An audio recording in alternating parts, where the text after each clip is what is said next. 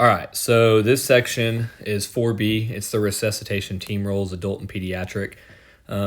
This is something that I will try to explain as best as I can. This is one of those things that you're going to learn a lot better when you do them in person, when we start doing our training. But this is very important for everybody to go through and read each yellow box and make sure you understand your roles and responsibilities.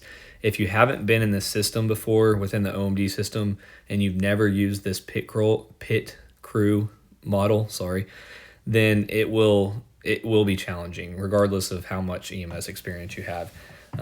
I can attest for that firsthand. I worked at Midwest City and we did not do this at Midwest City, and then I came over here.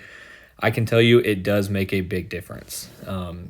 There's a lot of pros behind it. There's a lot of studies behind it that prove the outcomes are much better if you use this method. So if you scroll down, it has each yellow box.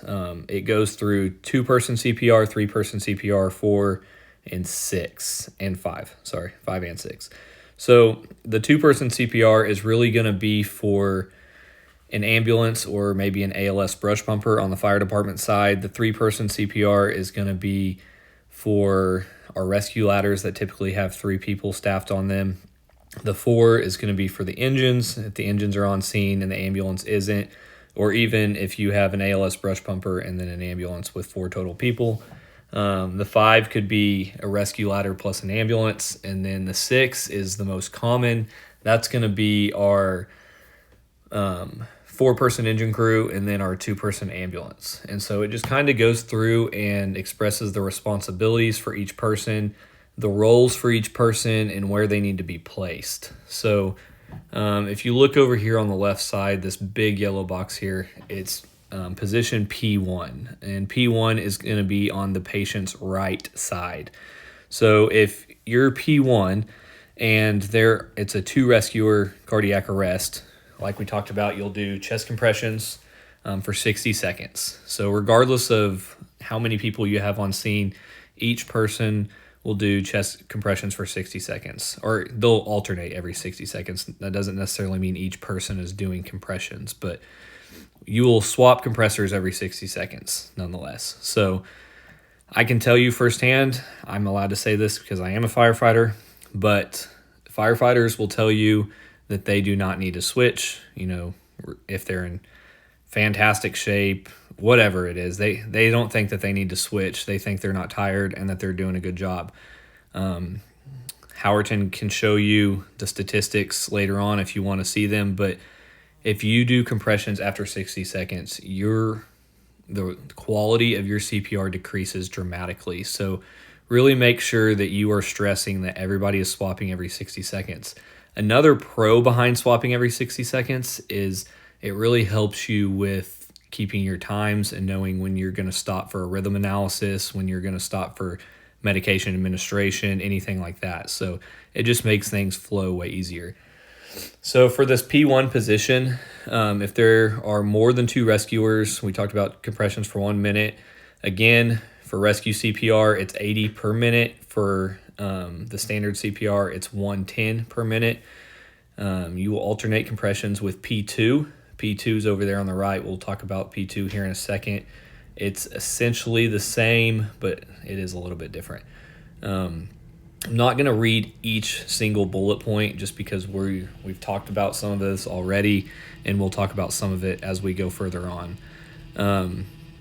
So let's see here. Charges manual defibrillation, last 15 seconds of P2 compression. So what that's saying is you do your first minute of CPR, you swap with P2. P2 starts doing their first minute of CPR. When you have to charge the manual defibrillation, it's going to last about 15 seconds. So you want to go ahead and charge that about that 45-second mark. I usually like to try to do it around the 40-second mark just to be sure. And the reason for that is once their 60 seconds of compressions ends, that's when you'll do your rhythm analysis and see if you need to defibrillate or not defibrillate. And that means that right when they get that 2-minute mark, you'll be able to determine if you're going to defibrillate. You're not waiting till that 2-minute mark to then charge the monitor and then you're doing 15 seconds and then you stop, and so on and so forth. So it really does become a flow. It's secondhand nature, and you'll get the hang of it as you do more and more and more. If the AED is used and defib is indicated, resume chest compressions while AED is charging. Clear for defibrillation, resume chest compressions immediately after P2 delivers AED, defib, or paramedic delivers manual defibrillation. If BVM ventilations by P3, when able, squeeze bag rescue pod light at 10 a rate of 10 per minute, and off compression cycle while P2 compressing as P3 maintains the mask seal. And I know this is super confusing just sitting here reading this and listening to me talk. I'm trying my best not to bore you guys through this. You really will start to learn a lot more as we start to do these skills and we walk through it. So I'm not going to read every single bullet point on here. I want you guys to go through and read each yellow box and then come to either myself or Sergeant Hanlon or any of the EMS staff with any of your questions. Just from experience, I think it's easier if you guys read it and then you come and ask us questions instead of us trying to explain everything on a video. The big thing is, as a paramedic, or for paramedics especially, you do not want to run around the patient. I can tell you, David Howerton, he does not like it when you run around the patients, and he's got good reasonings for it too. You don't want to be running around the patient the entire code. You've got a lot of stuff going on. You've got a lot of hands, so use them. So if you look down here at the bottom and it talks about P5 and P6, and it says P5 is a paramedic and P6 is a paramedic, right? So you've got the monitor at the foot of the patient. So a paramedic is the only one that can hit the red lightning bolt on the cardiac monitor for defibrillation. An EMT cannot do that, okay? So paramedics, just remember, you are the one that has to defibrillate. Paramedics are also the only ones that can intubate, unless you're an advanced or something like that. But then again, paramedics are also the only ones that can administer medications. You're also timekeeping and doing all of that. So there's a lot of stuff going on, so utilize your resources. For pad placements, we talked about this a little bit earlier. We're going to go, the first set of pads are going to be anterior, posterior, and then your second set of pads will be normal like we normally do, okay?